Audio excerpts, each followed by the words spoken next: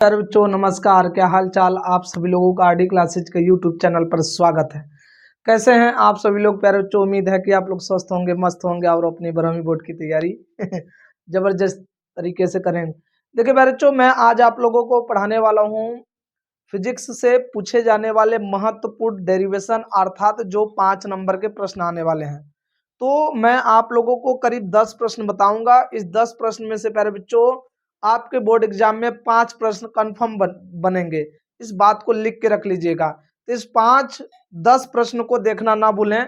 यदि आप इस 10 प्रश्नों को देख लेंगे तो आपके बोर्ड एग्जाम में 5 प्रश्न प्यारे बच्चों लिख के रख लीजिए कि बनेगा ही बनेगा। ठीक है प्यारे बच्चों, तो आप लोग ध्यान से देखिए इस प्रश्न में क्या पूछ रहा है। ठीक है, देखिए क्या रहा है। एम्पियर के परिपति नियम का प्रयोग करते हुए सोलेनाइड के अंदर चुंबकीय क्षेत्र ज्ञात कीजिए। मतलब परिनालिका के अंदर चुंबकीय क्षेत्र ज्ञात करना है प्यारे बच्चों। ठीक है, लंबी परिनालिका के अंदर चुंबकीय क्षेत्र ज्ञात करना है एम्पियर के परिपति नियम के सहायता से। पहले बात प्यारे बच्चों मैं आप लोगों को बता दूं, एम्पियर का परिपति नियम आपसे 2 नंबर का पूछा जाता है बोर्ड एग्जाम में। तो ध्यान देंगे एम्पियर का परिपति नियम क्या होता है। ठीक है पहले हमें यही ध्यान देना पड़ेगा कि एम्पियर का परिपति नियम क्या है। तो एम्पियर का परिपति नियम होता है प्यारे बच्चों, close integral vector B dot vector DL बराबर म्यू नॉट आई। ये है प्यारे बच्चों आपका एम्पियर का परिपति नियम। ये है आपके एम्पियर का परिपति नियम। तो आपसे कोई पूछ ले एम्पियर का परिपति नियम बताइए, परिभाषित कीजिए, तो क्या बोलेंगे? किसी बंद परिपथ के चारों ओर चुंबकीय क्षेत्र का रेखीय समाकलन। क्या बोलेंगे? किसी बंद परिपथ के चारों ओर चुंबकीय क्षेत्र का रेखीय समाकलन, चुंबकीय क्षेत्र का रेखीय समाकलन उस पथ द्वारा घिरे।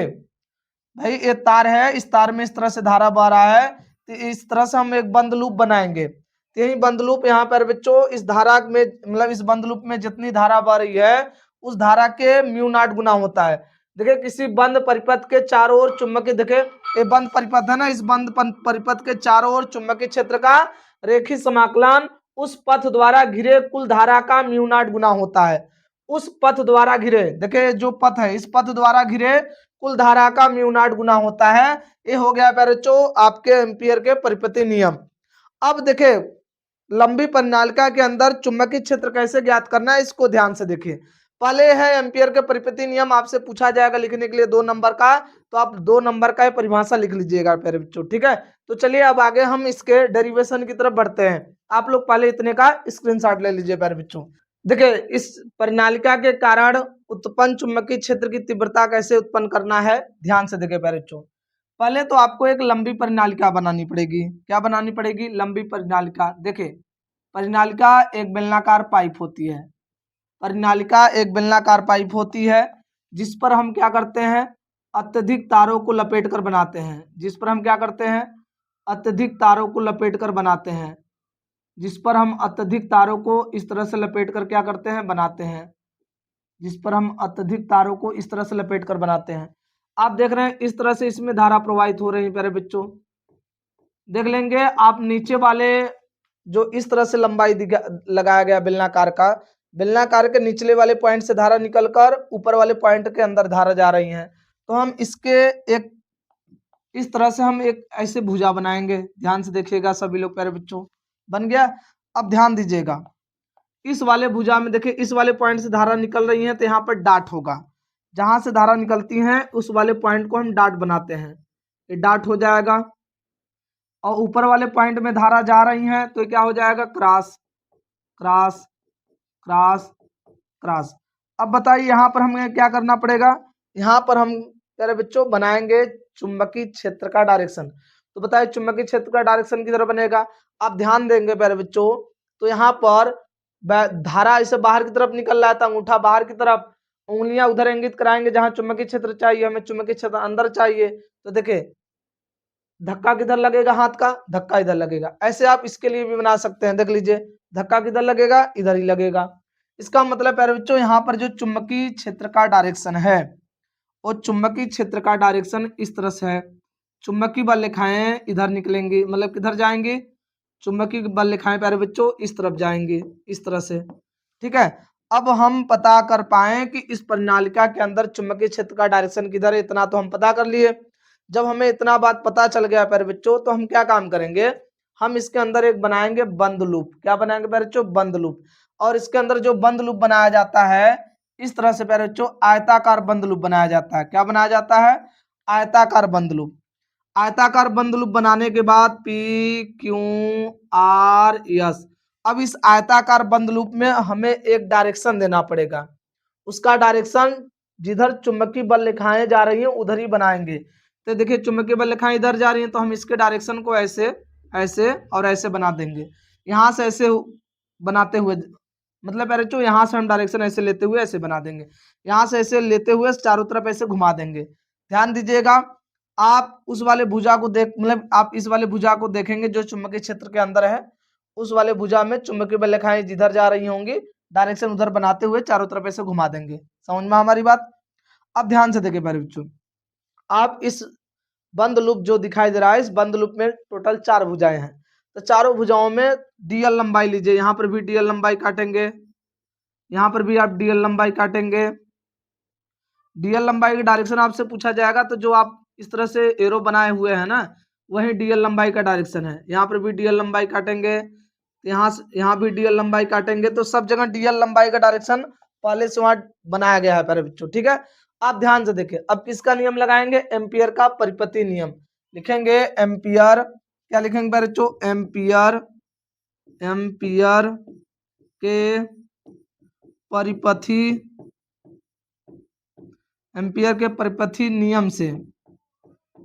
एम्पियर के परिपथी नियम क्या होता है प्यारे बच्चों? Close integral vector B dot vector DL mu naught I. प्यारे बच्चों देख लीजिए पॉइंट क्या है? P Q R S. क्या है? P Q R S. तो प्यारे बच्चों अब देखिए सभी भुजाओं के लिए हमें ये वाला फार्मूला लगाना पड़ेगा। तो लिखेंगे क्लोज इंटीग्रल। प्यारे बच्चों हम पहले बात करेंगे पी और क्यू के लिए। तो क्या लिखेंगे? पी क्यू के लिए बात करेंगे तो vector B D L cos theta plus close integral. अब इसके लिए बात करेंगे क्या लिखेंगे? क्यू आर हो जाएगा प्यारे बच्चों B D L cos theta plus ऐसे इसके लिए बात करेंगे तो क्या लिखेंगे? यस मतलब आर यस। क्या लिखेंगे प्यारे बच्चों? R S B D L cos theta plus close integral S P B D L cos theta बराबर म्यू नॉट या स्मॉल एन मतलब capital N I. Capital N I क्यों लिखा गया प्यारे बच्चों? आपको पता होना चाहिए एक फेरों में धारा आई है तो एन फेरों में धारा क्या हो जाएगा? एन आई हो जाएगा। अब क्या काम करेंगे? सभी का वैल्यू रखिए प्यारे बच्चों। क्लोज इंटीग्रल यहाँ पर देखिए पी क्यू, ये जो पी क्यू लंबाई है किसी चुंबकीय क्षेत्र में दिखाई दे रहा है तो चुंबकीय क्षेत्र से कहाँ है? बाहर, परिनालिका से बाहर है तो यहाँ पर चुंबकीय क्षेत्र का मान ही 0 है। DL cos theta plus close integral B D L. यहाँ पर बताइए थीटा कितना बनेगा प्यारे बच्चों? चुंबकीय बल रेखाएं इधर है, लंबाई नीचे की तरफ है भुजा। बताइए कोण कितना बनेगा? 180 अंश, अरे 90 अंश प्यारे बच्चों। कितना बनेगा? 90 अंश plus close integral B D L cos यहाँ कितना बनेगा? देखिए डीएल इधर है ना, देखिए एरो बना है ना, ये डीएल का डायरेक्शन है और ये है चुंबकीय क्षेत्र का डायरेक्शन, सेम डायरेक्शन है तो कोण कितना बनेगा? 0 अंश। फिर plus close integral B D L cos 90 अंश। यहाँ 90 अंश कैसे होगा? देख लीजिए लंबाई इधर है और चुंबकीय बल रेखाएं उधर जा रही हैं तो कोण 90 अंश बराबर म्यू नॉट एन आई। देखिए इसका वैल्यू 0 हो जाएगा, इसका भी वैल्यू 0, इसका भी वैल्यू मतलब इसका भी वैल्यू 0, बचेगा क्या? क्लोज इंटीग्रल देखिए यहाँ पर हम लिख देते हैं 0 plus close integral B D L गुणे 1 plus 0 plus mu naught N I. यही होगा प्यारे बच्चों। अब बताइए यहाँ पर b बाहर हो जाएगा क्योंकि इंटीग्रल उसे रोकता है जिसका वैल्यू कम होता है। कम किसका वैल्यू? जिसके पास d लगा हो। एल के पास d लगा है तो एल रुक जाएगा और b कहाँ हो जाएगा? बाहर। क्लोज इंटीग्रल में क्या हो जाएगा? dl बराबर म्यू नॉट कैपिटल एन आई। अब बताइए इसका समाकलन क्या होगा? यल होगा तो बी यल बराबर म्यू नॉट एन आई। हमें बी चाहिए तो म्यू नॉट एन आई बटे में यल लिख सकते हैं तो बी बराबर म्यू नॉट एन। देखिए मेरे बच्चों एन अपान यल जो होता है उसे स्मॉल एन लिखते हैं तो स्मॉल एन आई। ये हो गया बच्चों आपका चुंबकीय क्षेत्र। ये क्या हो गया? चुंबकीय क्षेत्र। तो आपसे पूछ लिया जाएगा परिनालिका के अंदर उत्पन्न चुंबकीय क्षेत्र की तीव्रता बताइए एम्पियर के परिपति नियम के सहायता से। तो बच्चों ये डेरिवेशन आप जरूर रिपीट करके जाएंगे। ये यूपी बोर्ड एग्जाम में 5 नंबर के प्रश्न आते हैं। तो आप लोग प्यारे बच्चों इतने का स्क्रीनशॉट ले लीजिए फटाफट, ठीक है। चलिए अब अगले पॉइंट पे चलते हैं। बायोसेवेट के नियम की सहायता से वृत्ताकार कुंडली के केंद्र पर उत्पन्न चुंबकीय क्षेत्र ज्ञात करनी है। तो बायोसेवेट के नियम के सहायता से वृत्ताकार कुंडली, देखिए मेरे बच्चों ये वृत्ताकार कुंडली है, इसमें इस तरह से क्या बह रही है? धारा बह रही है, ठीक है। इसके केंद्र पर हमें चुंबकीय क्षेत्र ज्ञात करनी है। इसके केंद्र, इसकी जो त्रिज्या है स्मॉल आर है इस गोले की। अब क्या काम करेंगे? तो पहले हमें एक बात बताइएगा, इस वृत्ताकार जो कुंडली दिखाई दे रही है इसकी लंबाई कितनी होगी? यदि कोई तार वृत्ताकार, जैसे मान लीजिए यह लंबाई का तार है, जब हम इसे वृत्ताकार लंबाई में मोड़ देंगे तो अब इसकी लंबाई निकालने के लिए कौन सा फार्मूला लगाएंगे? 2πr। किसी भी वृत्ताकार तार की लंबाई या किसी भी वृत्ताकार की लंबाई पूछी जाएगी तो इसकी लंबाई उसके परिध के बराबर होती है, उस वृत्त के परिध की क्या होती है? बराबर होती है। तो ध्यान रखिए किसी भी तार के यदि वृत्ताकार मोड़ा गया है तो उसकी लंबाई पूछी जाएगी तो उसके परिध के क्या होगी? बराबर। तो इस तार की लंबाई पूछी जाएगी, वृत्ताकार कुंडली के तार की लंबाई पूछी जाएगी, तो लंबाई कितना बताएंगे? इसके परिध के बराबर। तो लिखेंगे वृत्ताकार वृत्ताकार कुंडली वृत्ताकार कुंडली के तार की लंबाई, वृत्ताकार कुंडली के तार की लंबाई क्या होगा? यल बराबर 2πr। क्या होगा बच्चों? यल बराबर 2πr, उसके परिध के बराबर होगा। अब ध्यान रखिए बच्चों, हमें बायोसेवेट का नियम लगाना है। इस अल्प लंबाई मतलब इस वृत्ताकार कुंडली के कारण, इस वृत्ताकार कुंडली के केंद्र पर हमें चुंबकीय क्षेत्र चाहिए। तो इस वृत्ताकार कुंडली के संपूर्ण लंबाई के कारण यदि हम यहाँ पर चुंबकीय क्षेत्र निकालना चाहे तो बायोसेवेट का नियम नहीं लगता। बायोसेवेट का नियम अल्प लंबाई के लिए लगता है। तो हम क्या काम करेंगे? इसमें एक अल्प लंबाई काटेंगे, इस वृत्ताकार कुंडली में कितना लंबाई काटेंगे? इस तरह से अल्प लंबाई काट देंगे बच्चों, डीएल। ठीक है, कितना लंबाई काटे हैं? अल्प लंबाई। अब देखेंगे जो अल्प लंबाई है डीएल, ये डीएल और ये दूरी है, इसके बीच में कितना अंश कोण दिख रहा है? डीएल और दूरी के बीच में कितना अंश कोण दिख रहा है बच्चों? ध्यान से देखें, डीएल और आर के बीच में कितना अंश कोण दिख रहा है? 90 अंश दिख रहा है, ठीक है। इसका मतलब है बच्चों हम इस डीएल लंबाई के कारण यदि चुंबकीय क्षेत्र पता कर लें तो डीएल लंबाई थोड़ा थोड़ा लंबाई काटते जाएंगे तो संपूर्ण वृत्ताकार कुंडली के कारण हम केंद्र O पर चुंबकीय क्षेत्र निकाल लेंगे। तो पहले हम इतने लंबाई के कारण चुंबकीय क्षेत्र निकालेंगे, तो लिखेंगे वृत्ताकार कुंडली वृत्ताकार कुंडली के वृत्ताकार कुंडली के अल्प लंबाई वृत्ताकार कुंडली के अल्प लंबाई पर बच्चों क्या लिखेंगे? अल्प लंबाई के कारण केंद्र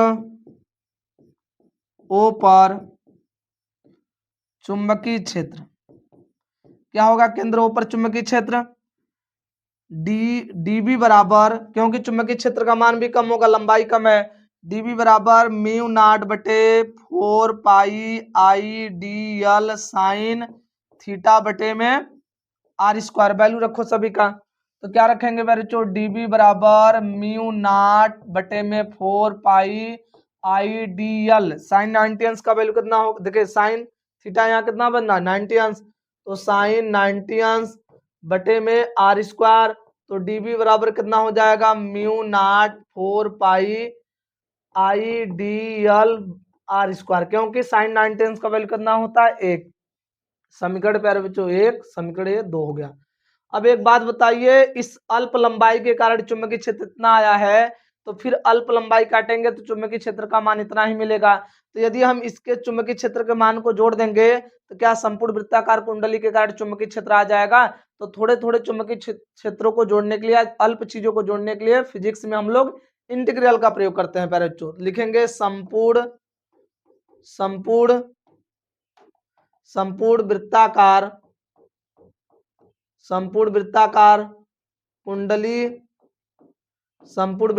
कुंडली के के कारण, संपूर्ण वृत्ताकार कुंडली के कारण केंद्र पर उत्पन्न चुंबकीय क्षेत्र क्या हो गया बच्चों। अब इस अल्प चीजों को जोड़ने के लिए हम लोग इंटीग्रल का प्रयोग करते हैं। इंटीग्रल कहाँ लगाया जाएगा बच्चों, जो वैल्यू कम है। तो बताइए दोनों पक्षों में डी लगा हुआ है, इसका मतलब दोनों पक्षों का वैल्यू कम है, तो दोनों पक्षों में हम इंटीग्रल लगाएंगे। तो क्लोज इंटीग्रल डी बी, यहाँ क्लोज इंटीग्रल म्यू नॉट बटे में 4 पाई आई डी एल बटे में आर स्क्वायर। अब बताइए इसका समाकलन क्या होगा, डी और इंटीग्रल के बीच में कुछ है नहीं है, तो समाकलन डी के बाद हो जाएगा बी। अब बताइए इंटीग्रल किसको रोकता है, जिसका वैल्यू कम होता है, सबको बाहर कर देता है। तो म्यू नॉट बटे 4 पाई आई बटे में आर स्क्वायर बाहर हो गया। क्लोज इंटीग्रल में क्या बचेगा, डीएल। तो डीएल का समाकलन क्या होगा बताइए, बी बराबर म्यू नॉट बटे में 4 पाई आई बटे में आर स्क्वायर, डीएल का समाकलन यल हो जाएगा प्यारे बच्चों। अब यल का वैल्यू कितना होता है बताइए, क्योंकि इंटीग्रल और डी के बीच में कुछ नहीं होगा, नहीं है, तो डी के बाद समाकलन हो जाता है प्यारे बच्चों। बताइए बी बराबर कितना हो जाएगा, म्यू नॉट बटे 4 पाई आई बटे में R square 2 pi R, R यहाँ से कैंसिल हो जाएगा, पाई पाई कैंसिल हो जाएगा, 2 और 2 कैंसिल कर देंगे यहाँ से। तो बी बराबर म्यू नॉट आई बटे में 2 पाई, अरे 2 आर, क्या हो जाएगा बच्चों, 2 आर। ये हो गया चुंबकीय क्षेत्र। बायोसेवर्ट के नियम के सहायता से वृत्ताकार कुंडली के केंद्र पर यदि आपसे चुंबकीय क्षेत्र पूछा जाएगा तो आप यही डेरिवेशन करके आएंगे प्यारे बच्चों, बहुत प्यारा डेरिवेशन है, ठीक है। तो आप गतिमान आवेश तथा चुंबकीय क्षेत्र से ये 2 पॉइंट आप पढ़ लेंगे अच्छे से डेरिवेशन, तो ये 5 नंबर के आपके प्रश्न बनते हैं प्यारे बच्चों, ठीक है। तो आप लोग इतने का स्क्रीनशॉट ले लीजिए फटाफट। चलिए अब अगले पॉइंट पे चलते हैं। अगले पॉइंट में क्या है बच्चों, ट्रांसफार्मर का सिद्धांत, संरचना तथा कार्यविधि समझाइए तथा ऊर्जा हानि के कारण भी लिखिए। तो इतना आप लिखेंगे तो आपको 5 नंबर देगा प्यारे बच्चों, कितना देगा, 5 नंबर बोर्ड एग्जाम में। पहले सिद्धांत यह अन्योन प्रेरण सिद्धांत पे कार्य करता है। जो ट्रांसफार्मर होता है यह अन्योन प्रेरण सिद्धांत पे कार्य करता है, ठीक है प्यारे बच्चों। फिर ट्रांसफार्मर के बनावट के बारे में बात करते हैं। तो चलिए ट्रांसफार्मर के बनावट के बारे में बात करते हैं। पहले हम ट्रांसफार्मर को बना देते हैं, उसके बाद इसके बारे में समझाते हैं प्यारे बच्चों, ठीक है। चलिए ध्यान दीजिए प्यारे बच्चों, ट्रांसफार्मर की संरचना देखिए।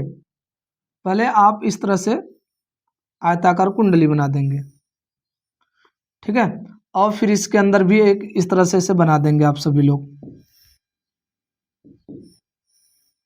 ऐसा बना लेंगे। उसके बाद प्यारे बच्चों क्या काम करना है, यहां से एक ऐसे लाइन टच करता हुआ आप यहां तक ऐसे बना देंगे।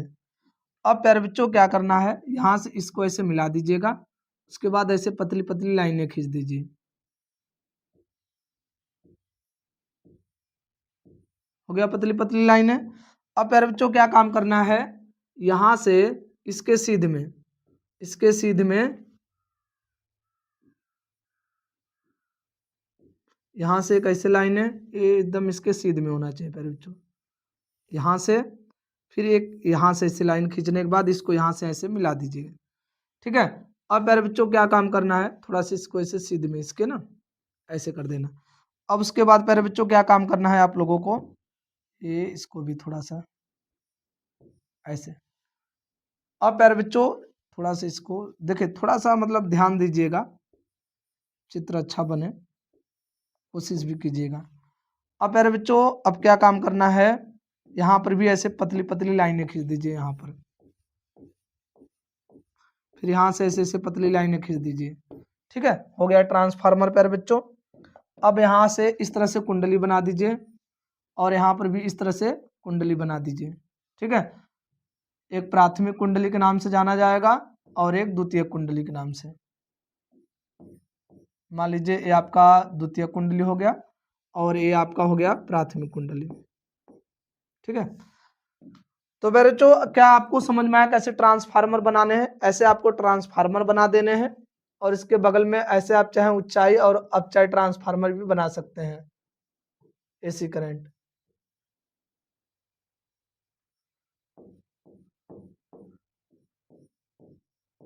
ये हो गया एनपी और ये हो गया एनएस। आप देख रहे हैं एनपी में फेरों की संख्या कम है और एनएस में फेरों की संख्या ज्यादा है, तो यह है उच्चय ट्रांसफार्मर। आप चाहें तो प्राथमिक में फेरों की संख्या ज्यादा कर देंगे तो ये अपचय ट्रांसफार्मर हो जाएगा और द्वितीयक में कम कर देंगे प्यारे बच्चों। इस तरह से ये हो गया एन पी और ये हो गया एन एस। तो आप देख रहे हैं एनपी में ज्यादा है और एनएस पे फेरों की संख्या कम है। तो प्यारे बच्चों इस तरह से आप संरचना बना, जब भी ट्रांसफार्मर की संरचना बोलेगा ऐसे आप बना देंगे सभी को जैसे मैं बनाया हूं, ठीक है। अब प्यारे बच्चों अब इसके बनावट के बारे में क्या क्या है हम इस पे चर्चा करते हैं। आप लोग पहले इतने का स्क्रीनशॉट ले लीजिए, कैसे बनाना है समझ में आ गया। इसके बनावट के बारे में क्या क्या लिखना है। ट्रांसफार्मर में नर्म लोहे की पत्तियों को, जो लाइनें नहीं खींच रहे थे वो नर्म लोहे की पत्तियां हैं प्यारे बच्चों। ट्रांसफार्मर में नर्म लोहे की पत्तियों को एक दूसरे के ऊपर ऐसे लाइनें खींच रहे थे, एक दूसरे के ऊपर लाइनें आ रही थी प्यारे बच्चों। पत्तियों को एक दूसरे के ऊपर रखकर एक आयताकार पटलित क्रोड बनाई जाती हैं। तो नर्म लोहे की पत्तियां जब आपस में रखते हैं तो उनको लपेट कर मतलब रख कर आयताकार पटलित क्रोड बनाते हैं तथा तांबे के तार को कई फेरों में लपेट कर, आप देख रहे थे जब लाइनें हम खींच लिए थे नर्म लोहे की वो पट्टियां थी जो लाइनें खींच रहे थे उस पर फिर देख रहे थे हम तार लपेटे थे ना इस तरह से कुंडली बनाने के लिए। तो वही कह रहा है तांबे के तार को कई फेरों में लपेट कर दो कुंडलियां बनाते हैं। दोनों तरफ आप लपेट रहे थे जिन्हें प्राथमिक और द्वितीय कुंडली कहते हैं। जिन्हें क्या कहते हैं हम लोग, प्राथमिक और द्वितीय कुंडली कहते हैं। प्राथमिक कुंडली को प्रत्यावर्ती वोल्टेज से जोड़ा जाता है। तो मेरे जो अभी चित्र जब मैं बनाया था तो उसमें देख रहे थे पहले पतली लाइनें जो खींच रहे थे वही नर्म लोहे की पट्टियां हैं जिनको एक दूसरे के ऊपर रखकर आयताकार पटलित क्रोड बनाई गई हैं। फिर उन पर तांबे के तारों को कई फेरों को लपेटकर दो कुंडलियां बनाया जाता है जिसे प्राथमिक और द्वितीय कुंडली के नाम से जाना जाता है। यही ना चित्र में बनाया था प्यारे बच्चों। तो यह है उसके बनावट के बारे में प्यारे बच्चों। ट्रांसफार्मर का सिद्धांत संरचना, अब कार्यविधि समझाइए। तो चलिए कार्यविधि पे चलते हैं प्यारे बच्चों। तो कार्यविधि क्या है ध्यान से देखें, अच्छे से समझिए कार्यविधि में प्यारे बच्चों। जब प्राथमिक कुंडली को प्रत्यावर्ती स्रोत से जोड़ा जाता है तो आप ध्यान रखें प्यारे बच्चों ट्रांसफार्मर में जो प्राथमिक कुंडली होती है उसी को प्रत्यावर्ती स्रोत से जोड़ते हैं और जो द्वितीय कुंडली होता है उससे हम लोग प्रत्यावर्ती स्रोत लेते हैं। तो जब प्राथमिक कुंडली को प्रत्यावर्ती स्रोत से जोड़ा जाता है तथा धारा प्रवाहित करते हैं, जोड़ा जाता है तथा धारा प्रवाहित करते हैं तो प्राथमिक कुंडली के चुंबकीय फ्लक्स में क्या होने लगता है, परिवर्तन होता है जिसके कारण द्वितीय कुंडली में भी प्रेरित विद्युत वाहक बल और प्रेरित विद्युत वाहक बल तथा प्रेरित धारा उत्पन्न हो जाता है।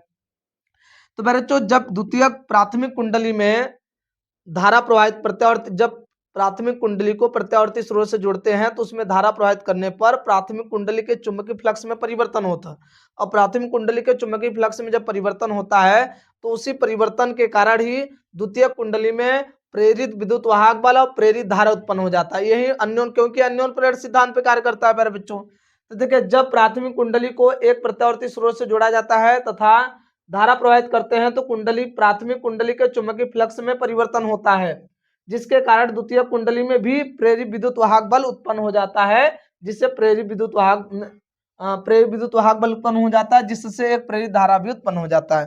तो ये हो गया बच्चों ट्रांसफार्मर की क्रियाविधि।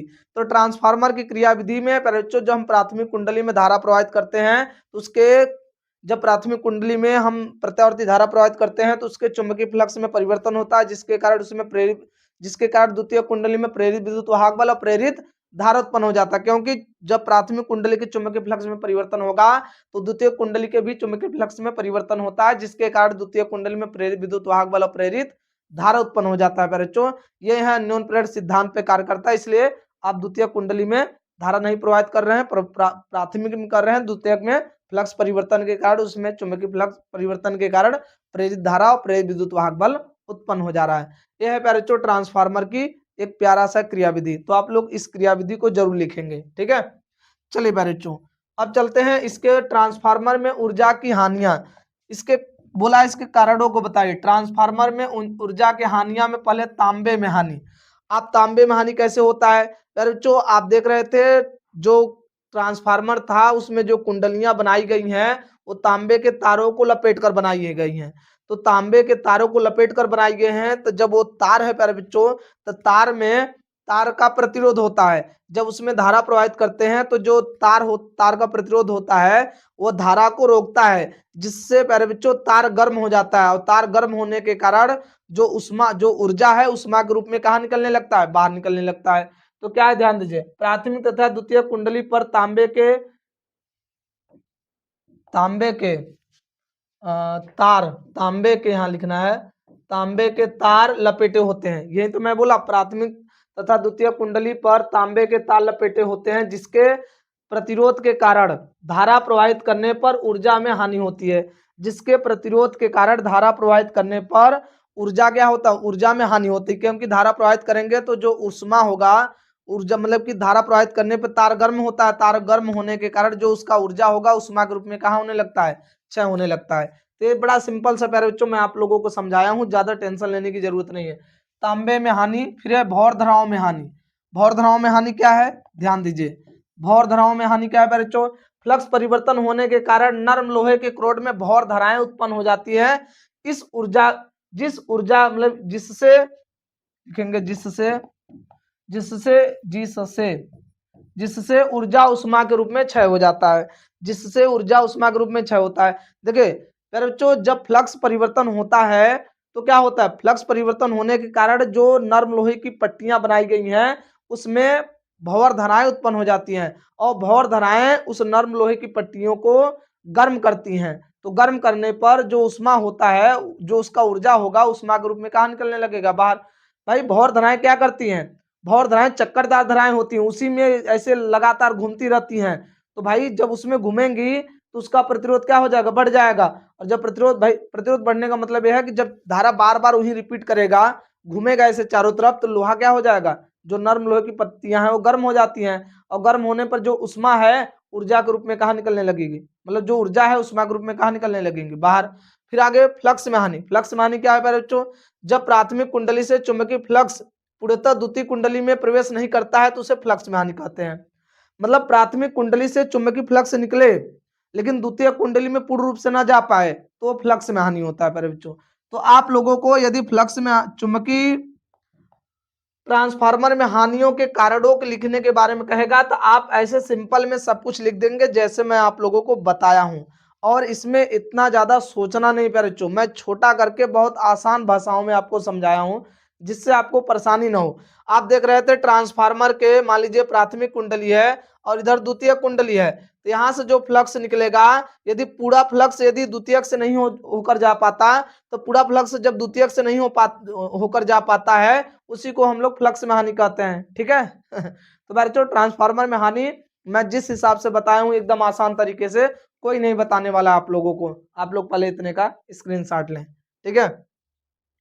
चलिए ध्यान दीजिए बच्चों अगले पॉइंट पर। देखिए इसमें क्या कह रहा है, प्रत्यावर्ती वोल्टेज स्रोत से जुड़े यल आर तथा सी, यल आर यल तथा सी परिपथ का प्रतिबाधा कलांतर का व्यंजक प्राप्त कीजिए।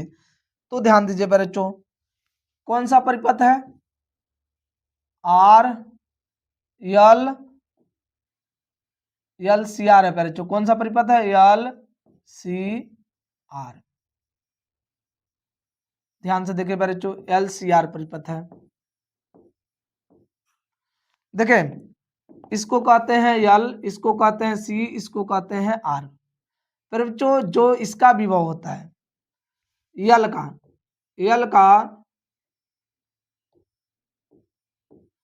तो हो जाएगा, यल का जो विभव होता है अग्रगामी होता है, और सी का जो विभव होता है वो पश्चगामी होता है। फिर बच्चों यहाँ पर हो जाएगा भी सी, ए होगा आई। फिर बच्चों आपने चित्र कैसे बनाया, आप ये सोच रहे होंगे। देखे फिर बच्चों, देखे जब दोनों मैं फेजर चित्र बनाया हूं, यल का फेजर चित्र ऐसे बनता है जिसमें भी होता है, आई होता है। आप सी का फेजर चित्र ऐसे होता है जिसमें भी होता है, आई होता है, ठीक है। और आर का फेजर चित्र ऐसे सिंपल से होता है एक रेखा में, ठीक है।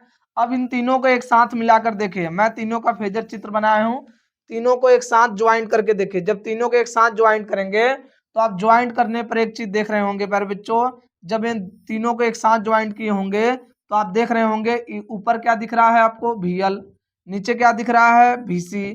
तो आप एक चीज कॉमन देख रहे होंगे, तो धारा सब एक ही लाइन में है, तो धारा सब एक ही लाइन में दिखेंगे और इस लाइन पर आप एक वोल्टेज दिखेगा VR। तो आप ध्यान से देखेंगे प्यारे बच्चों, इन दोनों विभव को आप ध्यान से देखिए, इन दोनों विभव को निकालने के लिए इन दोनों के मान को घटाना पड़ेगा। क्यों? क्योंकि दोनों के डायरेक्शन क्या है? विपरीत है। पहले हम तीनों के विभव का मान निकाल लेते हैं, तीनों के विभव निकालते हैं। VL का विभव निकालते हैं तो हो जाएगा VL बराबर IXL, L पर विभव। यदि प्यारे बच्चों हमें C पर लिखना हो तो क्या लिखेंगे?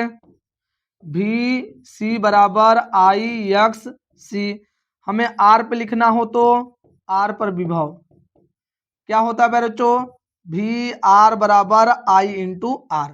ठीक है, अब ध्यान दीजिए प्यारे बच्चों, इन दोनों में से पहले इसको और इसको निकालेंगे। इन दोनों को निकालने के लिए हम इन दोनों को क्या करेंगे? घटाएंगे। इन दोनों को वैल्यू निकालने के लिए हमें घटाना पड़ेगा। क्यों? क्योंकि आप देख रहे हैं दोनों का डायरेक्शन विपरीत है। जब घटाएंगे तो घटाने पर जो तीसरा वैल्यू आएगा उस तीसरे वैल्यू का डायरेक्शन किधर होगा?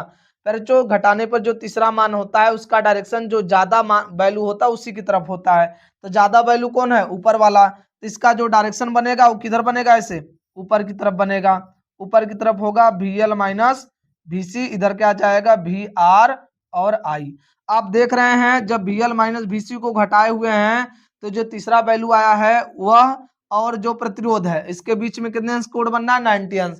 तो इन दोनों का परिणामी निकालने के लिए हम क्या काम करेंगे? तो पहले बच्चों इन दोनों का परिणामी निकालने के लिए हम लिखेंगे परिणामी विभव। क्या लिखेंगे? परिणामी विभव। क्या लिखेंगे परिणामी विभव? V बराबर रूट में VL, क्या लिखेंगे मेरे बच्चों? VL माइनस VC का होल स्क्वायर प्लस VR का स्क्वायर। वैल्यू रखिए V बराबर रूट में VL का IXL माइनस IXC का होल स्क्वायर प्लस IR का स्क्वायर। तो बताइए V बराबर अंडर रूट में कॉमन क्या दिख रहा है धारा में? भाई कॉमन क्या दिख रहा है बताइए? कॉमन प्यारे बच्चों I दिख रहा है आप लोगों को। अंडर रूट में क्या बचेगा? XL माइनस XC का होल स्क्वायर प्लस R का स्क्वायर। अब बताइए I को इधर भाग में भेजेंगे तो I V बराबर क्या हो जाएगा बताइए? मतलब कि I को इधर भाग में भेजेंगे तो V अपान I बराबर रूट में क्या हो जाएगा? VL माइनस अरे सॉरी XL माइनस XC का होल स्क्वायर प्लस R का स्क्वायर। इसको हम लोग क्या कहेंगे बताइए? इसको कहेंगे हम लोग Z। तो Z बराबर रूट में क्या हो जाएगा? XL माइनस XC का होल स्क्वायर प्लस R का स्क्वायर। यदि आप इसको और फॉर्म में लिखना चाहें तो इसको लिख सकते हैं omega L minus 1 upon omega C का होल स्क्वायर प्लस R का स्क्वायर। ऐसे भी हम लिख सकते हैं। अब प्यारे बच्चों आपको एक चीज समझ में आ गया कि जो तीसरा वैल्यू इन दोनों को जोड़ने पर अब जो वैल्यू आया है उसका डायरेक्शन इसके पुच्छ से ऐसे बनेगा।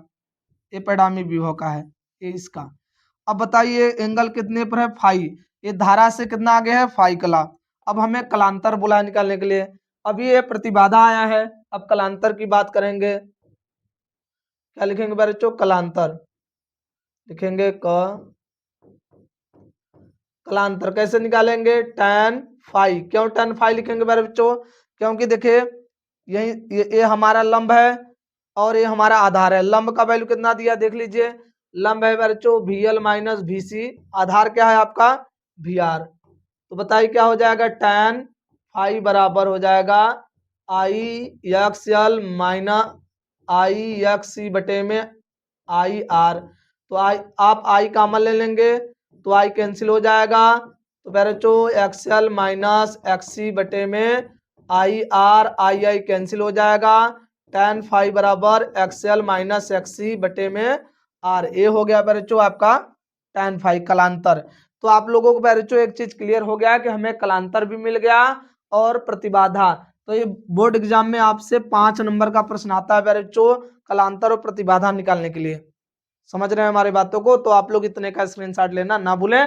फटाफट इतने का स्क्रीनशॉट ले लीजिए, ठीक है? फटाफट। चलिए अब अगले पॉइंट पे चलते हैं। इसमें क्या कह रहा है? कह रहा है परस्पर संपर्क में रखे दो पतले लेंसों के संयोजन की फोकस दूरी के लिए सूत्र स्थापित कीजिए। पर बच्चों ये बोर्ड एग्जाम में काफी बार लेंस से पर बच्चों एक डेरिवेशन कंफर्म रहता है आपके सेट पेपर में।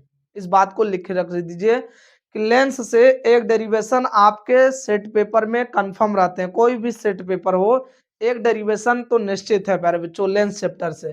तो चलिए ध्यान से देखिए आप लोग अच्छे से, यदि लेंस के सभी डेरिवेशन आपके तैयार हैं तो आपको लेंस से डेरिवेशन नंबर पाने से कोई रोक नहीं सकता प्यारे बच्चों। तो चलिए देखिए, परस्पर संपर्क में रखे दो पतले लेंसों के संयोजन की फोकस दूरी के लिए सूत्र स्थापित कीजिए। प्यारे बच्चों दो लेंस आपस में संयुक्त करके इस तरह से रखे गए हैं, सटा के संयुक्त करके रखे गए हैं।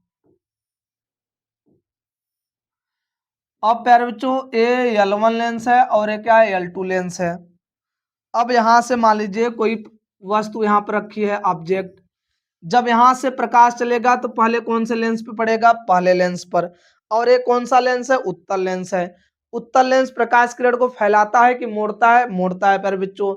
यदि ये प्रकाश किरण जाना चाहती तो सीधा ऐसे ही जाती, लेकिन ये जो लेंस है ये प्रकाश किरण को सीधा जाने नहीं देगा, ये प्रकाश किरण को मोड़ देगा। तो ये प्रकाश किरण को जब मुड़ेगा तो प्रकाश किरण यहाँ जाके मिला प्यारे बच्चों, जब प्रकाश किरण को ये मुड़ा तो प्रकाश किरण कहाँ जाके मिला, यहाँ जाके। ठीक है, पहले लेंस द्वारा प्रकाश किरण को मोड़ा गया तो पहले लेंस द्वारा प्रकाश की किरण यहाँ जाके मिल रहा है, तो यहाँ पर बना प्रतिबिंब I1 पहले लेंस द्वारा। अब मान लीजिए दूसरा लेंस यदि प्रकाश किरण को मोड़ेगा तो कितना मोड़ेगा, दूसरे लेंस पे प्रकाश किरण यही पड़ रहा है, तो जब दूसरा लेंस प्रकाश किरण को मोड़ेगा तो कहाँ मुड़ेगा, दूसरा लेंस जब प्रकाश किरण को मोड़ेगा तो और पहले मोड़ देगा यहाँ पर। ये इमेज बना किसके द्वारा, दूसरे लेंस द्वारा I2, जिसकी यहाँ से यहाँ तक वस्तु की दूरी u है और यहाँ से यहाँ तक प्रतिबिंब की दूरी प्यारे बच्चों v डैश है पहले के लिए, दूसरे के लिए यहाँ से यहाँ तक प्रतिबिंब की दूरी है प्यारे बच्चों v। ठीक है, तो पहले के द्वारा प्रतिबिंब की दूरी v डैश बना है, दूसरे लेंस द्वारा प्रतिबिंब की दूरी v है। क्या आपको चित्र समझ में आ कैसे बनाना है, सिंपल तरीके से चित्र बनाना है, ज्यादा टेंशन लेने की जरूरत नहीं प्यारे बच्चों। अब ध्यान दीजिए, लिखेंगे L1 लेंस के लिए, L1 लेंस के लिए प्यारे बच्चों क्या लिखेंगे, L1 लेंस के लिए 1/f1 बराबर 1/v1 प्लस 1/u1, वैल्यू रखे 1/f1 बराबर 1/v1, पहले लेंस द्वारा प्रतिबिंब v डैश पे बना है, प्लस 1 पहले लेंस द्वारा वस्तु की दूरी कितना है, पहले लेंस से वस्तु की दूरी u है, समीकरण फर्स्ट। अब हम किसकी बात करें प्यारे बच्चों, देखिए लेंस में, लेंस के फार्मूला में ध्यान रखें माइनस होता है। देखिए सॉरी प्यारे बच्चों मैं यहाँ गलती लिख दिया हूँ, लेंस के फार्मूले में क्या होता है, माइनस होता है, दर्पण के फार्मूले में प्लस रहता है, तो लेंस का फार्मूला इसलिए हमें माइनस लिखना पड़ा प्यारे बच्चों। ठीक है, इस बात को ध्यान रखिएगा। अब लिखेंगे L2 लेंस, L2 लेंस के लिए, L2 लेंस के लिए क्या लिखेंगे 1/f2 बराबर 1/v2 प्लस 1/u2। अरे भाई प्लस क्यों लिख रहे हैं बार बार, माइनस रहेगा।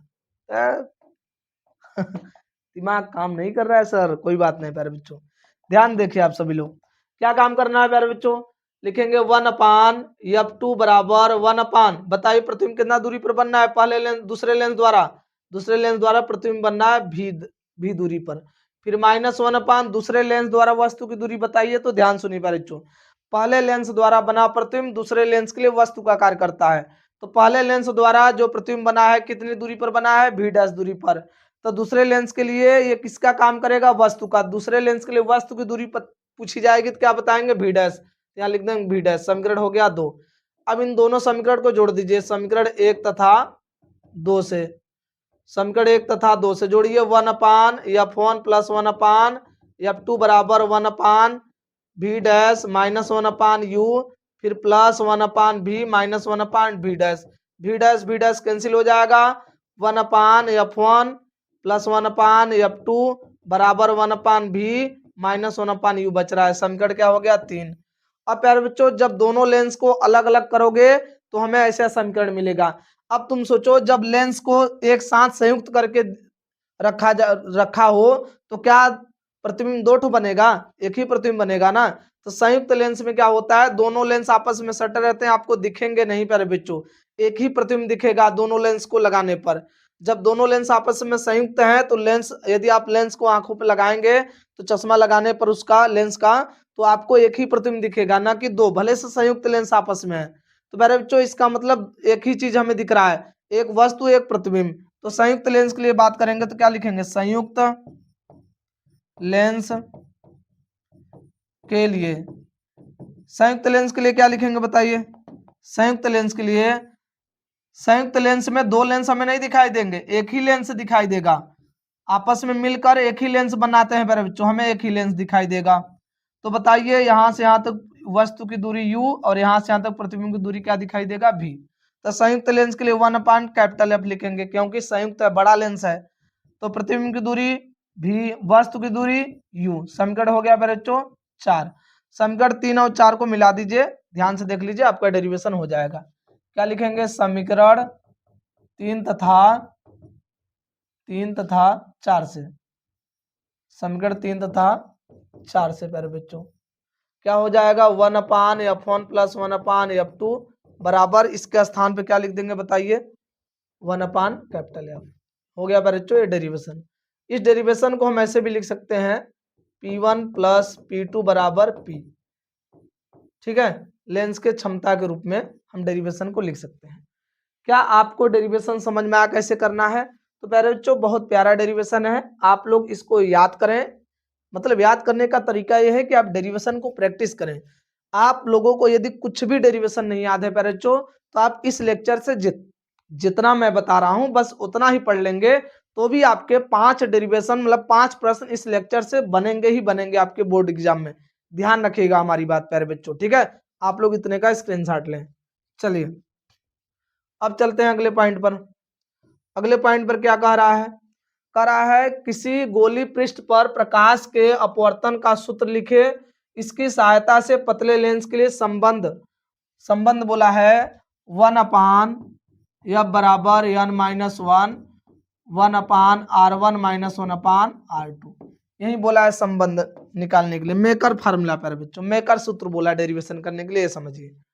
तो ध्यान दीजिए, इस तरह से ये लेंस हो गया, ठीक है, क्या है, लेंस है, और इसके गोली पृष्ठ के अपवर्तन के सूत्र के सहायता से डेरिवेशन करना है। तो ध्यान दीजिए, यह है लेंस, यहाँ पर एक ऑब्जेक्ट वस्तु रखी है, यहाँ से प्रकाश किरण चलेगा तो पहले पृष्ठ से टकराएगा, जब पहले पृष्ठ से प्रकाश टकराएगा तो प्रकाश जाना चाहेगा तो इसे सीधा जाएगा। लेकिन ये कौन सा लेंस है, उत्तल लेंस है, तो उत्तल लेंस का प्रत्येक पृष्ठ प्रकाश किरण को मोड़ता है। तो पहले पृष्ठ पे जब प्रकाश किरण पहुंचेगा तो प्रकाश किरण को क्या कर देगा, मोड़ देगा। जब ये प्रकाश किरण को मुड़ेगा तो प्रकाश किरण यहाँ जाके इस तरह से मिल गया प्यारे बच्चों, ये प्रतिबिंब बन गया I1 पहले पृष्ठ द्वारा, लेंस के पहले पृष्ठ द्वारा। अब दूसरे पृष्ठ द्वारा प्रकाश किरण मोड़ा जाएगा तो प्रकाश जो किरण यहाँ जाके मुड़ा है, प्रकाश किरण और पहले मुड़ जाएगा, ये हो जाएगा आपका इमेज E2। तो यहाँ से यहाँ तक वस्तु की दूरी U है, और यहाँ से यहाँ तक पहले वस्तु की दूरी है प्यारे बच्चों V', और दूसरे वस्तु की दूरी यहाँ से यहाँ तक कितनी है बताइए, दूसरे वस्तु की दूरी है V। ठीक है, तो आपको एक चीज तो क्लियर हो गया प्यारे बच्चों यहाँ पर कि इस लेंस में दो पृष्ठ हैं, दोनों पृष्ठ के द्वारा प्रतिबिंब इस तरह से बनेंगे। क्लियर। अब ध्यान दीजिए प्यारे बच्चों, हमें बोला है गोली पृष्ठ के अपवर्तन के सूत्र को लिखे और उसके सहायता से डेरिवेशन करने के लिए, तो चिंता करने की जरूरत नहीं प्यारे बच्चों। ये पहला पृष्ठ है, दूसरा पृष्ठ है, तो लिखेंगे पृष्ठ गोली मतलब लिखेंगे लेंस के, लिख देंगे प्यारे बच्चों लेंस के पृष्ठ 1 के लिए, लेंस के पृष्ठ 1 के लिए, पृष्ठ 1 के लिए क्या लिखेंगे बताइए प्यारे बच्चों, पृष्ठ 1 के लिए प्यारे बच्चों ध्यान रखिएगा, पृष्ठ 1 के लिए आपको लिखना क्या है, आप ध्यान दीजिएगा। पहले वस्तु कहाँ रखी है, वायु में रखी हुई है, कहाँ रखी है, वायु में। तो प्रकाश वायु से निकल कर कांच पे जा रहा है, इसका मतलब क्या है प्यारे बच्चों, पहले n1 आप लिख सकते हैं प्यारे बच्चों। यहाँ पर देखिए फार्मूला आपको पता होना चाहिए, आप फार्मूला दो तरीके से लिख सकते हैं। कैसे लिख सकते हैं, ध्यान दीजिए, मैं फार्मूला बता रहा हूँ आप लोगों को गोली पृष्ठ के अपवर्तन का सूत्र के, लेकिन पहले ध्यान दीजिए प्यारे बच्चों, यहाँ पर n1 और n2 दो अपवर्तनांक है, दोनों को ध्यान देना है। n1 का मतलब होता है ये वस्तु कहाँ है उसको लिखना है, वस्तु है वायु में तो n1 का वैल्यू 1, फिर वायु से प्रकाश कहाँ जा रहा है, कांच में, तो n2 मतलब कांच, दूसरे माध्यम क्या है, कांच है, तो कांच का अपवर्तनांक क्या लिखेंगे, Ng, क्या लिखेंगे प्यारे बच्चों, Ng। ठीक है, अब प्यारे बच्चों हम इसमें वस्तु की दूरी पूछी जाएगी तो U, प्रतिबिंब की दूरी पूछी जाएगी तो V' है, ठीक है, पहले पृष्ठ द्वारा, और पूछा जाएगा त्रिज्या क्या है, तो त्रिज्या लिखेंगे प्यारे बच्चों R1, क्या लिखेंगे, R1। ठीक है, चलिए फार्मूला रखिए प्यारे बच्चों, लिखेंगे फार्मूला n2 माइनस n1 बटे में r बराबर n2 अपान भी माइनस n1 अपान u, यही फार्मूला है। इसी फार्मूले वैल्यू रखे, n2 का वैल्यू है ng माइनस 1 बटे में r1 बराबर n2 का वैल्यू ng। आप चाहे ng लिखे या ना लिखे प्यारे बच्चों कोई दिक्कत नहीं। भी प्रतिबिंब कितना दूरी पर बनना है बताइए, प्रतिबिंब की दूरी क्या है, पहले पृष्ठ द्वारा v डैश है, माइनस 1 अपान n1 का वैल्यू 1 है, और u कितना दूरी पर है, u है। ठीक है, ये हो गया समीकरण फर्स्ट। अब हम बात करेंगे कौन से पृष्ठ के लिए, लेंस के दूसरे पृष्ठ के लिए, लिखेंगे लेंस के पृष्ठ 2 के लिए, लेंस के पृष्ठ 2 के लिए, लेंस के पृष्ठ 2 के लिए क्या होगा, ध्यान से देखिए मेरे बच्चों, सब कुछ वही रहेगा, केवल n1 और n2 चेंज करेंगे। कैसे चेंज करेंगे, पहले n1 का वैल्यू क्या है, 1 है, अब n1 का वैल्यू हो जाएगा ng और n2 का वैल्यू हो जाएगा 1। देखिए चेंज कर दिए, ठीक है। अब प्यारे बच्चों पहले, अब देखिए इसमें लेंस मतलब दूसरे पृष्ठ के द्वारा प्रतिबिंब की दूरी, वस्तु की दूरी पूछी जाएगी तो कितना होगा, पहले पृष्ठ द्वारा बना प्रतिबिंब दूसरे पृष्ठ के लिए वस्तु का कार्य करेगा। तो प्यारे बच्चों फार्मूला लगाएंगे n2 माइनस n1 बटे में r बराबर n2 अपान भी माइनस n1 अपान u, वैल्यू रखे, n2 को वैल्यू इसमें कितना रखेंगे 1 माइनस ng बटे में त्रिज्या क्या लिखेंगे r2 बराबर n2 का वैल्यू कितना रखेंगे प्यारे बच्चों 1 बटे में प्रतिबिंब कितना दूरी पर बनना है प्यारे बच्चों v, माइनस n2 का वैल्यू n1 का वैल्यू ng, वस्तु कितना दूरी पर है इस वाले पृष्ठ से, इस वाले पृष्ठ से वस्तु की दूरी पूछी जाएगी प्यारे बच्चों, तो पहले पृष्ठ द्वारा जो प्रतिबिंब बना है जितनी दूर पर वहीं उसके लिए वस्तु का कार्य करेगा। तो ये जो पहले पृष्ठ द्वारा प्रतिबिंब बना है v डैश दूरी पर, यही v डैश दूरी दूसरे पृष्ठ के लिए वस्तु बन जाएगा, तो हो जाएगा v डैश। अब बताइए प्यारे बच्चों ये समीकरण हो गया 2, इन दोनों समीकरण को आपस में जोड़ दीजिए, क्या कर दीजिए जोड़ दीजिए, लिखेंगे समीकरण 1 तथा 2 को जोड़ने पर क्या करेंगे, जोड़ने पर प्यारे बच्चों 1 माइनस क्या लिखेंगे, लिखेंगे ng, लिखेंगे प्यारे बच्चों ng माइनस 1 अपान r1 प्लस 1 माइनस ng अपान r2 बराबर, बराबर अब इसको रखिए ng अपान v डैश माइनस 1 अपान u प्लस, अब इसका रखिए वैल्यू 1 अपान v माइनस प्यारे बच्चों क्या है माइनस ng अपान v डैश, तो ये ng v डैश ng वाला v डैश कैंसिल हो जाएगा, तो प्यारे बच्चों यहाँ पर क्या बच रहा है बताइए, तो हो जाएगा n g माइनस 1 बटे में r1 माइनस 1 माइनस ng अपान r2 बराबर यहाँ क्या हो जाएगा 1 अपान v माइनस 1 अपान u। अब बताइए प्यारे बच्चों क्या लिख सकते हैं, हम तो इसको लिख सकते हैं f, ये हमारा f लेंस का फार्मूला है फोकस दूरी के, तो अब यहाँ पर प्यारे बच्चों हम लिख देंगे 1 अपान f बराबर, यहाँ पर क्या है आपका, यहाँ पर देखिए आप कॉमन ले नहीं सकते हैं, क्योंकि प्यारे बच्चों कॉमन लेने के लिए हमें यहाँ देखिए n माइनस 1, यहाँ पर भी n माइनस 1 होना चाहिए, लेकिन यहाँ ng माइनस 1 है।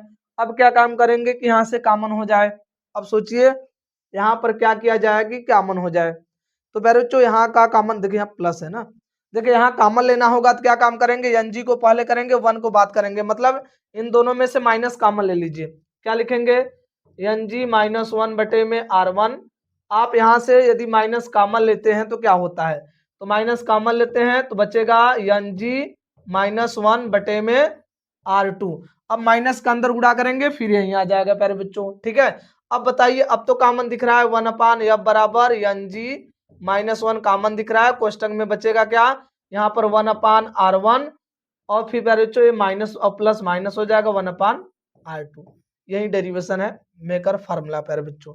ये बोर्ड एग्जाम में मेकर फार्मूला बहुत बार पूछा जाता है प्यारे बच्चों, तो आपके सेट पेपर में ध्यान रखिएगा मेकर जरूर आने वाले हैं। लेंस से ये डेरिवेशन, दो डेरिवेशन में से एक डेरिवेशन आपके सेट पेपर में प्यारे बच्चों लेंस से आना ही आना है, इस बात को लिख के रख लीजिए, ठीक है। तो आप लोग इतने का स्क्रीनशॉट ले लीजिए प्यारे बच्चों फटाफट, ठीक है।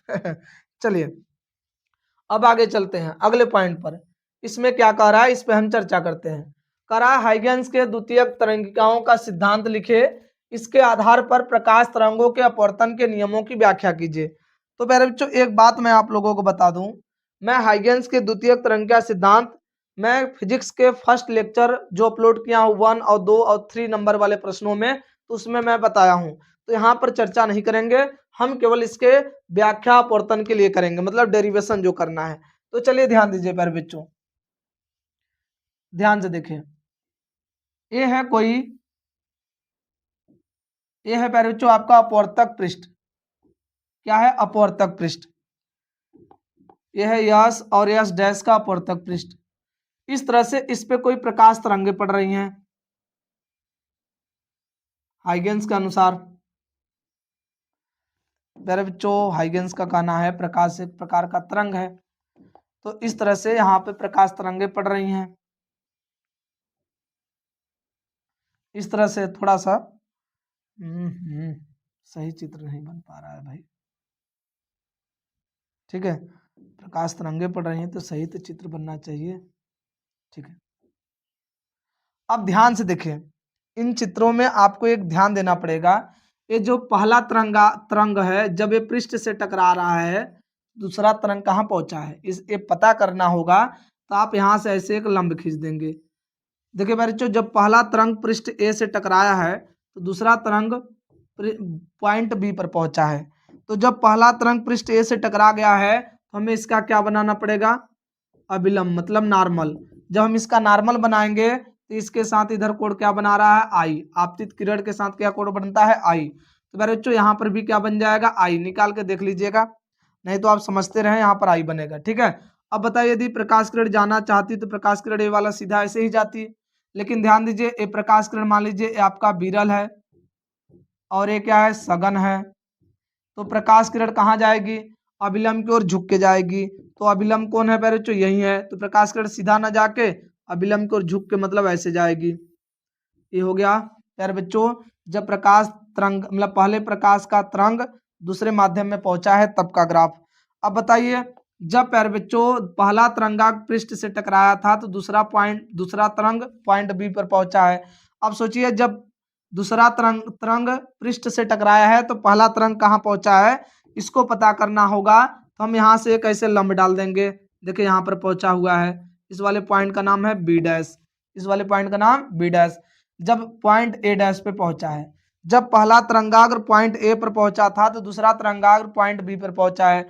जब पहला तरंगाग्र पृष्ठ के ए डैश पर पहुंचा है तो और दूसरा तरंगाग्र पृष्ठ ए पर पहुंचा है तो पहला तरंगाग्र बी डैश पर पहुंचा है। अब बताइए हम यहाँ पर ऐसे क्या खींचेंगे? अभिलंब।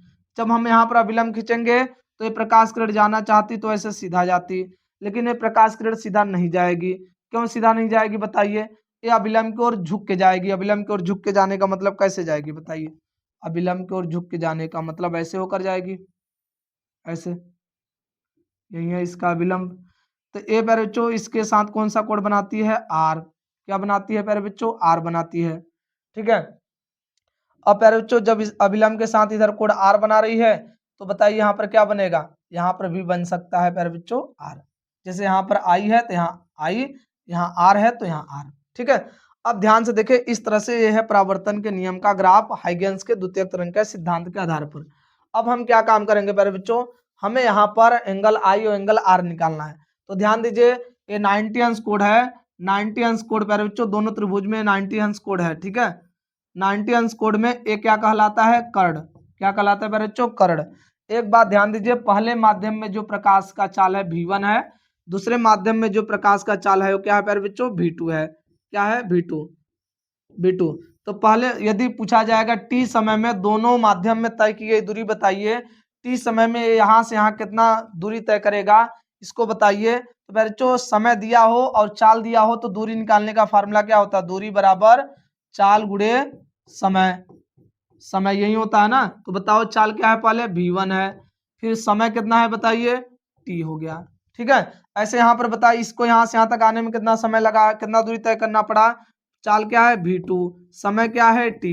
तो आपको सब दूरी पता चल गया मेरे बच्चों। अब हम क्या काम करेंगे, हमें स्नेल के नियम को सिद्ध करना होगा। तो हमें परावर्तन का नियम स्नेल के नियम से ही सिद्ध किया जाता है। तो हमें लिखेंगे त्रिभुज साइन आई और साइन आर निकालना है।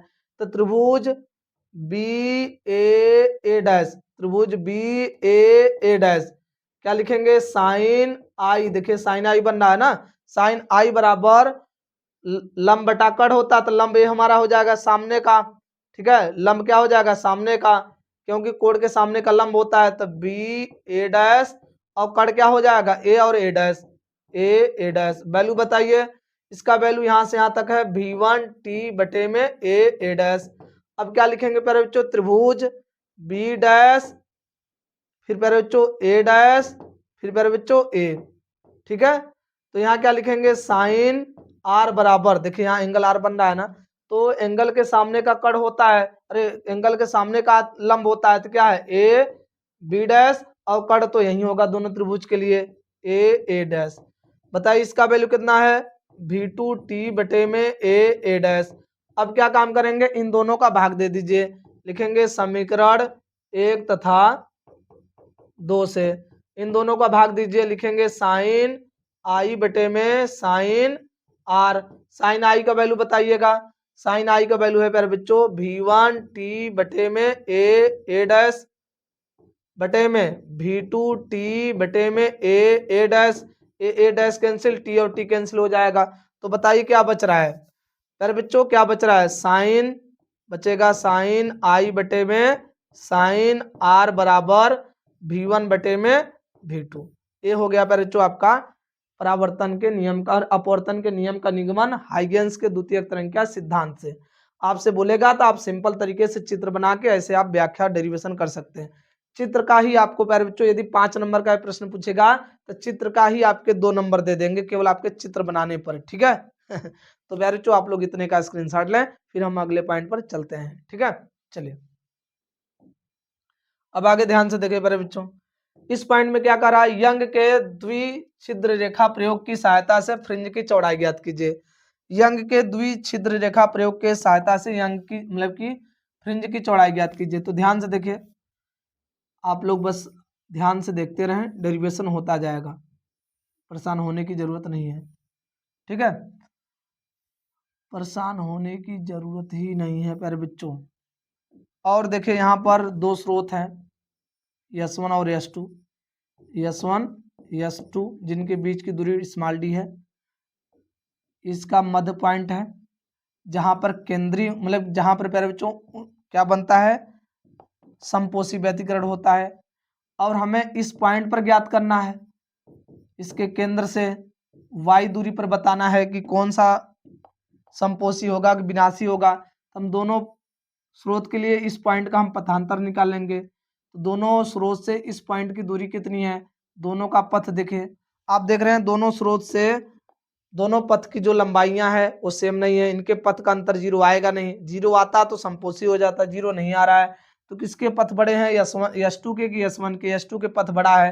कितना बड़ा है इसको जानना होगा तो आप यहाँ से इस तरह से लंब डाल देंगे, यहाँ से ऐसे लंब डालेंगे तो पता चल जाएगा कि इतना बड़ा है प्यारे बच्चों, इसका पथ इतना बड़ा है डेल्टा x, और इसका यहाँ कोण क्या बन रहा है थीटा, क्या बन रहा है प्यारे बच्चों थीटा। तो हम क्या काम करते हैं, यहाँ से इसे डॉट डॉट लाइन यहाँ तक मिला देते हैं इस वाले पॉइंट से, जिसका हम एंगल भी यहाँ पर क्या बनाते हैं थीटा। थोड़ा सा ध्यान दीजिएगा, चित्र बनाने में थोड़ी सी मिस्टेक ना हो पाए, यहाँ का एंगल थीटा।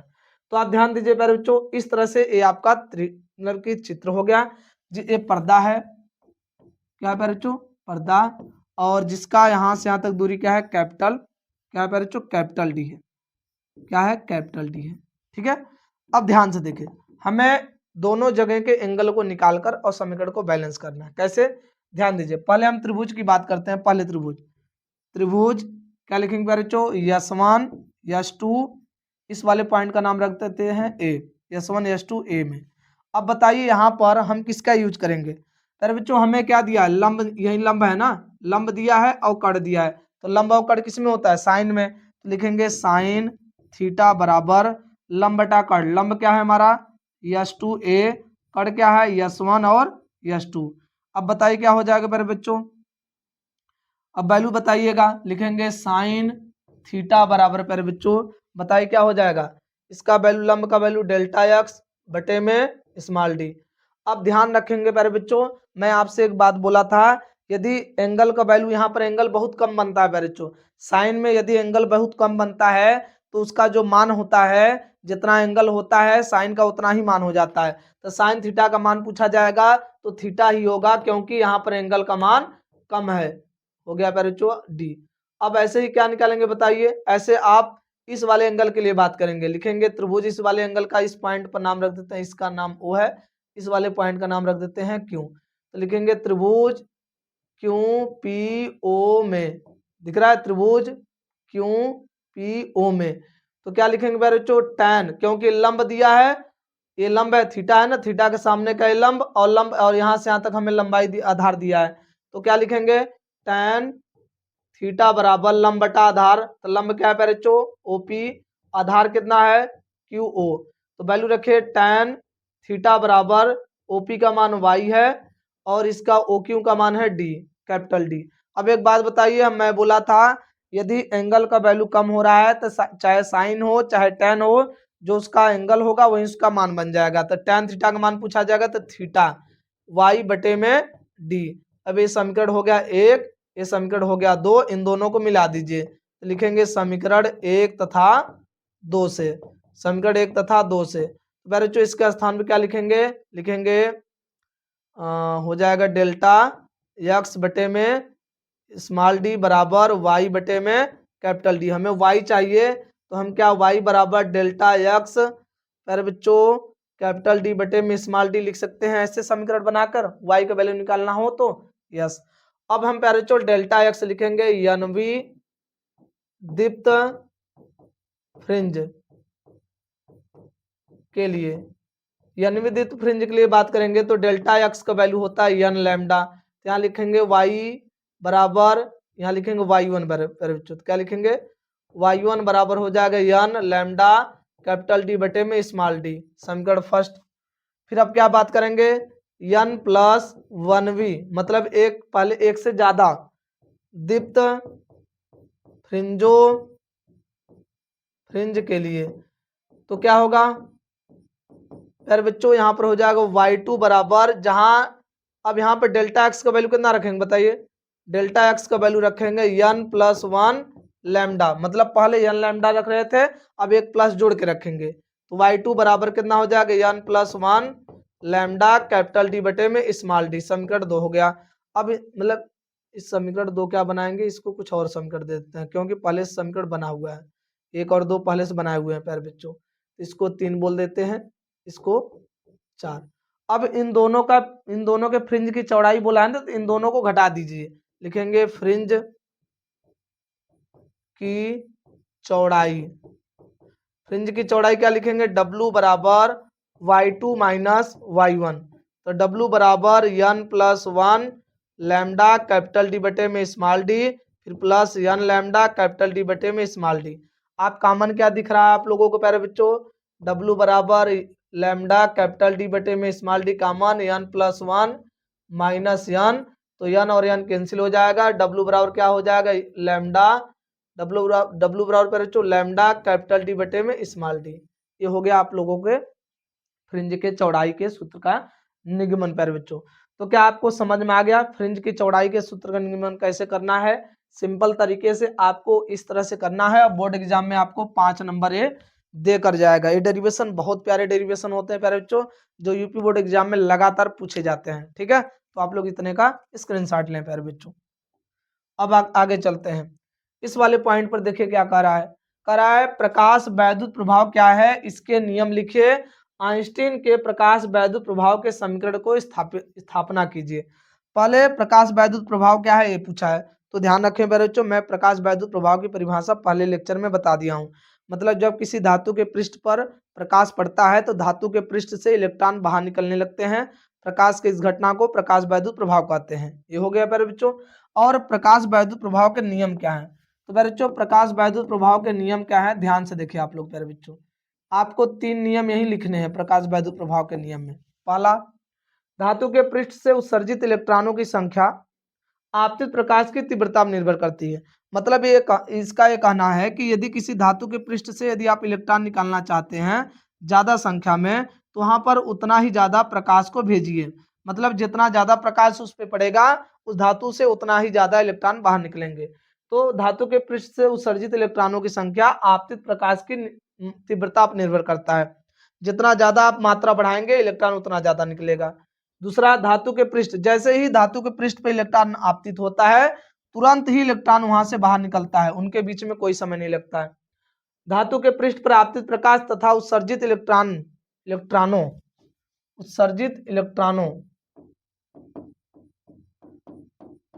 इलेक्ट्रॉनों के बीच कोई समय नहीं लगता है। उत्सर्जित इलेक्ट्रॉनों के बीच कोई समय नहीं लगता है। जैसे ही प्रकाश पड़ता है धातु पर तुरंत इलेक्ट्रॉन बाहर निकल जाते हैं, कोई उनके बीच में कोई समय ही नहीं लगता।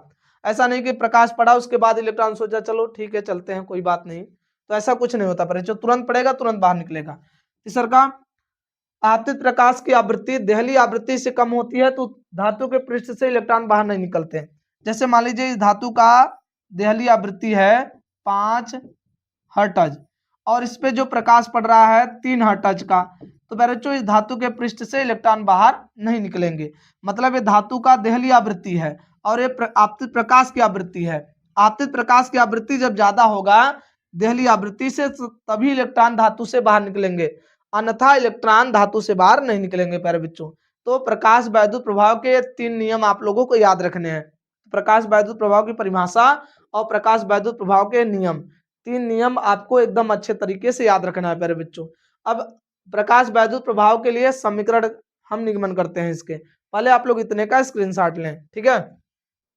चलिए, प्रकाश वैद्युत प्रभाव के समीकरण का निगमन क्या करना है। तो बच्चों आइंस्टीन के अनुसार प्रकाश ऊर्जा जब किसी धातु के पृष्ठ पे पड़ता है तो ये 2 रूपों में बढ़ जाता है। तो इनका क्या कहना है,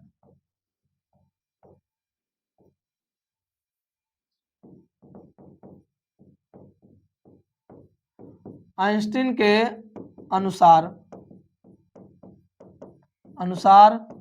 प्रकाश ऊर्जा के छोटे छोटे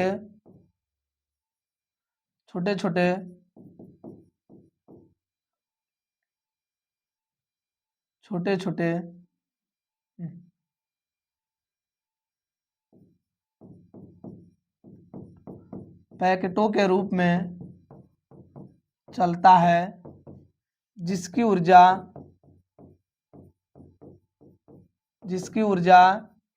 एच न्यू के बराबर होती है। क्या होती है, बराबर होती है। क्या होती है बच्चों, बराबर होती है। जब यह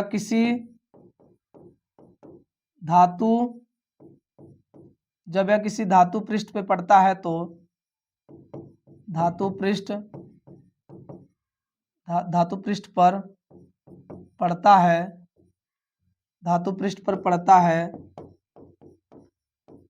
है तो वह तो उसकी ऊर्जा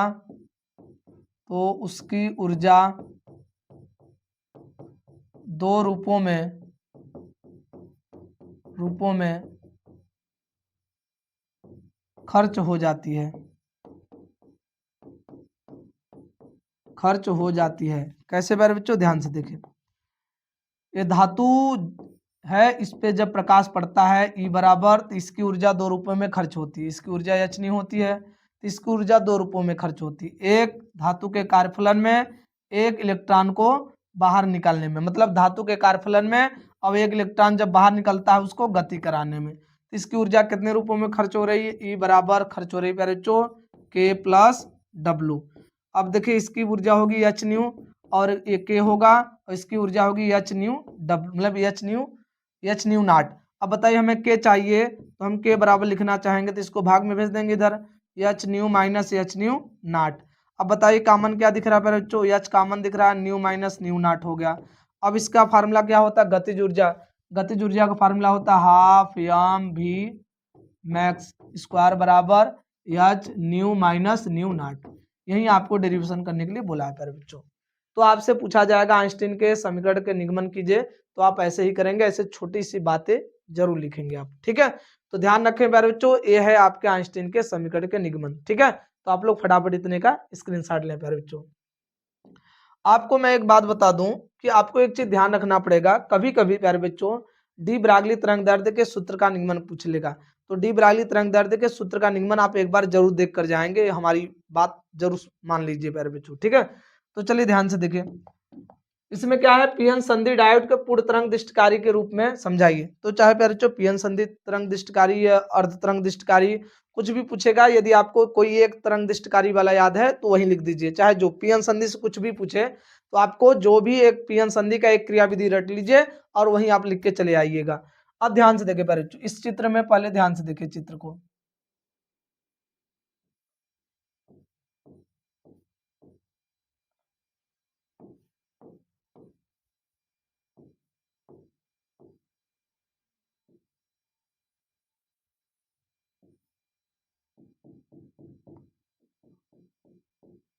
बराबर क्यों बना रहे हो भाई, कम बेसी बनाओ।